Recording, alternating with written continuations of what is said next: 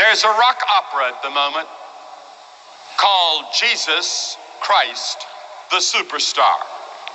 All over the country, thousands of young people are talking about Christ. They can't escape him. There's a Broadway play right now entitled Godspell, a musical version of St. Matthew's Gospel.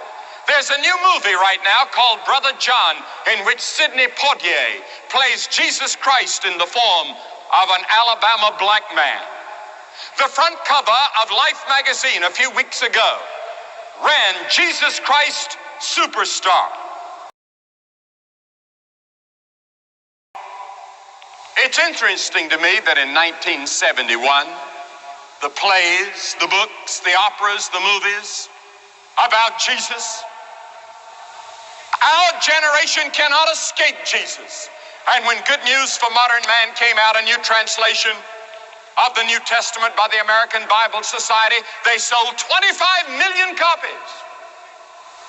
We cannot escape Jesus. I've never heard of an opera or a play even about Buddha or Muhammad or Gandhi. But our generation has become hung up on Jesus.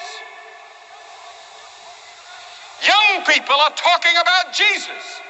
He's the subject of conversation today on the campus, in the high schools, everywhere. Young people are discussing Jesus Christ, and they're asking the question, who is he? Who is this Jesus? We cannot escape him. You remember that day when Saul, who was persecuting Christians, was on the road to Damascus, and a blinding light came, and he fell down, and the first question he asked was, who art thou, Lord? The question that our generation of young people on the campus are asking today is, who art thou, Lord? Who is Jesus? Why cannot we escape him? Why is he in our conscience and in our mind, so that our plays and our poems and our operas are about him? Is he just a revolutionary hero? Or is he something more?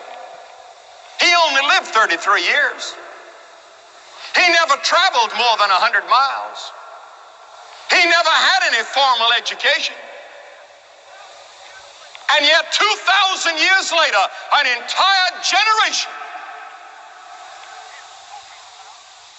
is talking about Jesus Christ.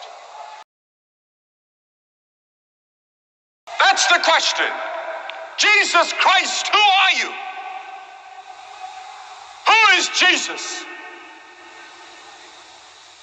We can't escape him. We try to run from him, but there he is. He keeps popping up everywhere.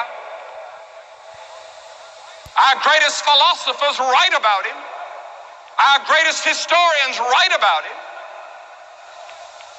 Our greatest poems and plays are about him. Our greatest architecture is about him, even in the Soviet Union. You go to the Kremlin. I've been in the Kremlin, and it's all filled with paintings and pictures about Jesus. You go anywhere in the Soviet Union and you'll see images and art, and much of the music has to do with Jesus. They can't escape him. Well, we know some things about him. We know he was a man. Jesus was completely human. He was representative of man, because the Bible says he was identified. He was numbered with the transgressors. We know that he was hungry. We know he got thirsty. We know he got tired. We know that he had the joys of friendship.